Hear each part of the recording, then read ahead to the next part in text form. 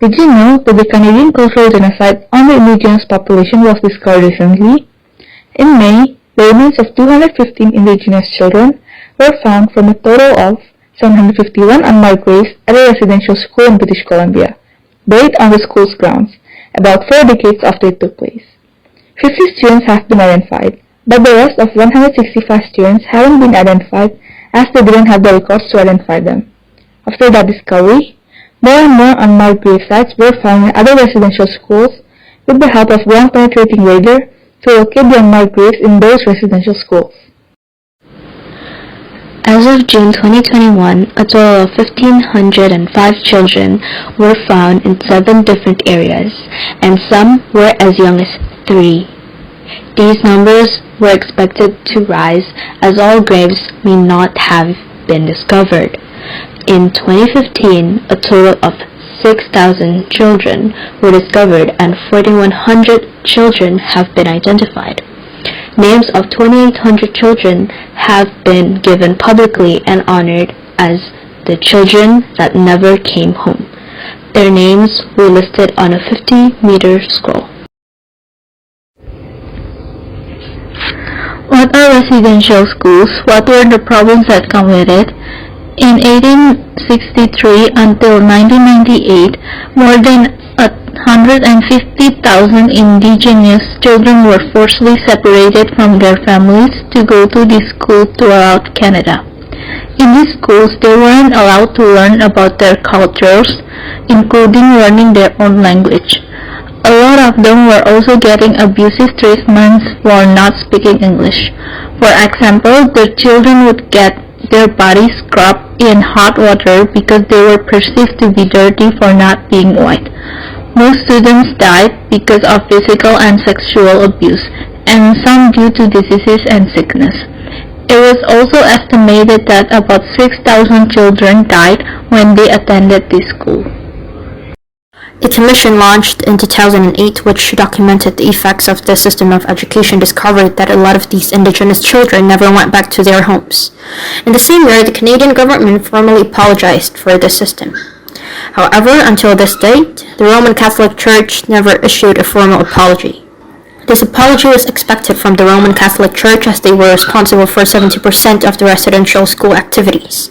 The apology had been seen as an act of closing the wound caused to the students. These indigenous kids were forced to enter these schools to humiliate them for being indigenous. These schools aimed for the children to lose everything native except for their blood, and they even took that through these children's death. This government-led policy showed the practice of cultural genocide on the indigenous children in Canada. The global issue here is culture, identity, and community. The subtopic is discrimination, deprivation, and all manner of physical, sexual, emotional, and mental abuse. Identity and community can be the main global issues from this event. Firstly, the identities of indigenous children are not clearly defined.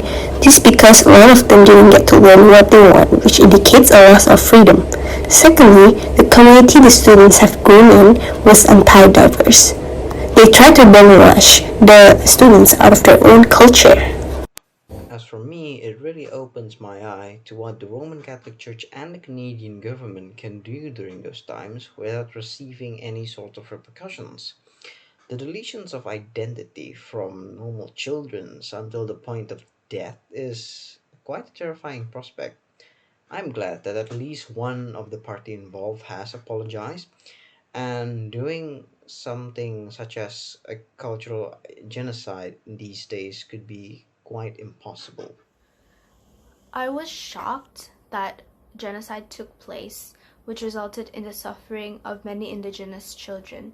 Through this, I am reminded that humanity is gray and no one is truly sinful and no one is truly holy. This information about the Canadian genocide really helped me know more about the dark past, because this was a topic that I've never heard of before. But, however, as I was reading this topic, something really concerning was about how the children were buried in the schools, because schools were supposed to be a place for them to study and grow, but however, they would be tortured and killed if they were to talk about their culture or beliefs. But however, I'm happy that now this issue is being discussed and people are raising awareness, and the Catholic Church has also apologized, and also communities are changing now so people can actually freely express their beliefs or values or cultures, and everybody's identities are also being recognized. So I feel like the world is changing, but we should still remember how the how people were treated in the past, so we can see how people are changing now and be better people. From this, I'm reminded that there are lots of places of terror and nightmare from around the world, and residential schools are one of them, which it broke my heart that the country actually agreeing to fund this kind of schools.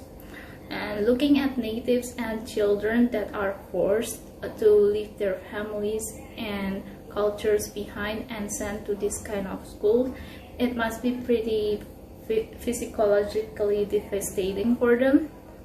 And their brutally abusive behavior to the children or the natives is just inhumane, which in my opinion, I think this must be stopped, and it is very wrong.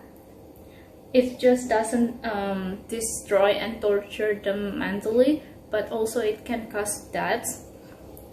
And I think each life must be spared and not wasted, because think the other way, how would the teacher feel if they were in that position and they experienced that kind of abusive behavior?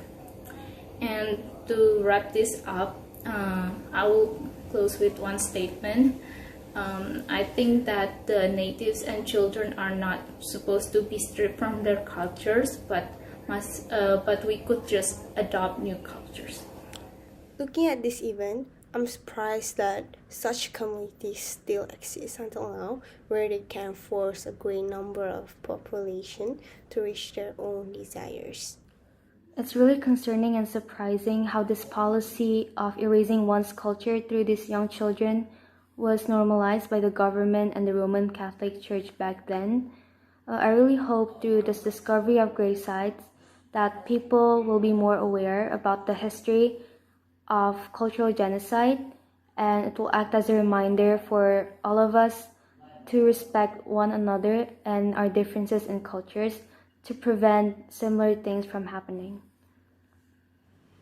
Through this case, I learned that the education system back in the days in Canada towards Indigenous children was a very brutal system. The fact that thousands of Indigenous children died without being known by their parents or relatives should be a suspicion back then. However, the Canadian government was not able to notice and counteract the abuse and murdering action that are rummaging within the residential schools in Canada. Thank you.